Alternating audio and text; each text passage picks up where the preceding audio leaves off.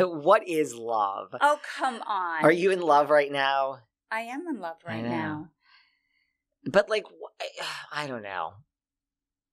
Like, well, I think the adult, where you wake up thinking about the person. They're the last person you think of before you go to bed. When you're not with them, you miss them, or you feel a sense of responsibility for them and to them. I think I was in love, but not really. Not like an adult version of love.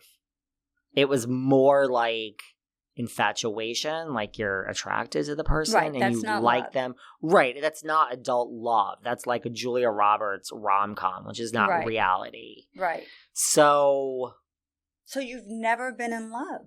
I have, but not real love. Well, you're hedging. Either you've been in love or you've not been in love. Having a crush or an infatuation is not being in love. Yeah, so I don't know if I've been in love. Where you feel like you would sacrifice your own happiness to make that other person happy. I feel that I've Which been could be a recipe for disaster, by the way. Recipe. But I feel I've been that, but not really. Like, it hasn't been long. It's more like it was an infatuation, but I thought it was love. Right. So that's not good. Like, that's not healthy. It's not like a 2-year relationship. It's like a, 2-minute relationship where you're like, I'm in love. No, you're not. This is, now I'm an adult, and no. So probably no. So are you commitment phobic? Well, I don't think so. Well, then how do you, I mean, you're a handsome guy. Thank you. You're a successful guy. You have a fabulous personality. Thank you. I would think that you are a good catch for the majority of men out there. So why do you think you have not fallen in love? Well, first of all, you need to be attracted to someone. Right. And then, listen, it's hard out there. Just because you have all these good qualities, like, you need... people are weird, man. Well, yeah, I mean, that's with either sex or, yeah. I mean, look, it's hard. It's like, listen, I've said this before, and I do feel this is, I mean, let's not put a label on it, but I feel there are 2 categories which I'm normally drawn to. If you're younger, which is fine. Right. Then that's great. Then you could be cute and young, and there has to be something in common. A boy toy. That's a boy toy. But there are mature boy toys, and there's boy toys that do end up with older gentlemen, and it does work out. Well, that's an arrangement. That's what young women end up with older gentlemen as well, but that's just a barter.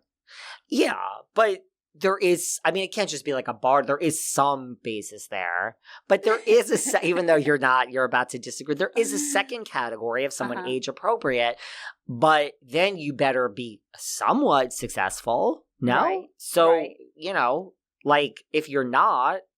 Are you on any dating apps? Oh, like, yes. Not hookup apps. Apps. Like I'm on Hinge. Okay. It's not, you know what the problem is? What? I lean in and I go on the app, and then I reach out to people, and then they will respond, but then I don't check the app for weeks and weeks sometimes. And then all right, you need to put your app on my phone and let me. Can you do that? Of course I can do that. And let me, I connected my daughter with her now boyfriend, and from which app? Hopefully Match? From Hinge. Bumble.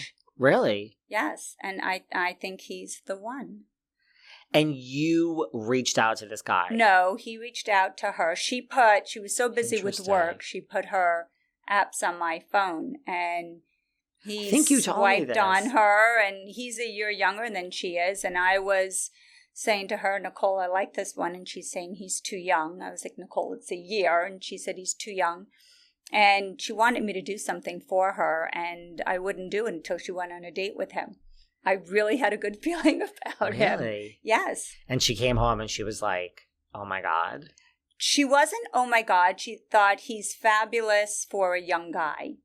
Right? She always liked guys a little bit older. But yet he's the best guy she's ever dated. But we're talking about you. Okay, so I'll put listen, Elyse, there's not it's not like you're going to take over the apps and life is going to change here. There's a lot of bad stuff on the apps. But there's a lot of good stuff on the apps there as is. well. Now, when you do it, you're going to have to do it in New York and LA. I mean, we have multiple locations you could choose from here. I know. Really, you could choose from, I mean, I would choose from anywhere, But if actually. I find the right guy for you, you have to give him a chance. I will give him a chance. Okay. I mean, so you're going to speak to this person as me for a minute, which is fine. It's okay. Okay.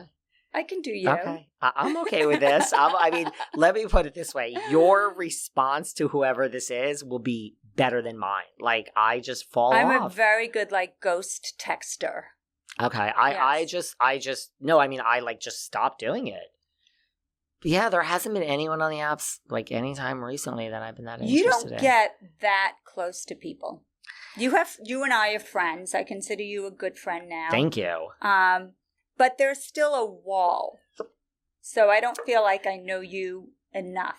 But I want more. I don't understand. Like, are you supposed to go out? I mean, listen, I get that. Like, I'm not disagreeing with that. Everyone says that about me. Like, you've never told me when you're, but you're not a superficial person. But I'm not. Everyone thinks I am. But because you've never talked to me about when you're sad, right? You told me later. After the fact, when your mother had passed away, I was shocked I didn't know about it. And here I was crying on your shoulder that my dad was dying, right? And your mother was dying at the same time. And you didn't share that with me. Or right before. Yeah. I think right before. Yeah. But yeah. By like 2 months or something. But well, I mean, it was your moment. Well, I mean, I guess, I don't know. I don't know if I view sadness as a sign of weakness. I mean, I know when you're friends, you could show weakness. Yeah, I don't know. I mean, so there's nobody, even Jill, that you would open up to if you were just feeling that down? No, well, I mean, like, look, like Jill went to my mother's funeral. Like, I don't know. Like, no, I open up, but it's more like, okay, I'm not in a good mood. Right. Not in a good mood versus down. Well, I mean, what is down? Like, shouldn't you say, shut the fuck up, David, and just wake up? Like, get up, pull yourself together? No, sometimes someone just needs to feel the pain. They need to be in the moment, in the sadness.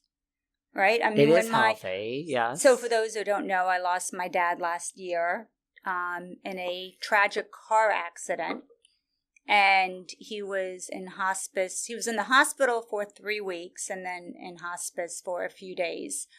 And you and I was with him. I came back to New York, I think, for 2 days, in which I saw you. And then I went back down to Florida. In the Hamptons, right? I saw you in the Hamptons. And then I went back down to Florida and I was with him until he passed. But I was very sad. We were at dinner. I couldn't eat, right? You wanted to do a picture. I didn't want to do a picture. I was just sad, and I wasn't afraid to show you how sad I was. You don't show, and don't tell me you never get down, but, well, don't nod your head like that. I'm sure you've had times where you're just down. I mean, where maybe you just, I don't know if you cry, but... I wish I cried. I can't cry anymore. Cry?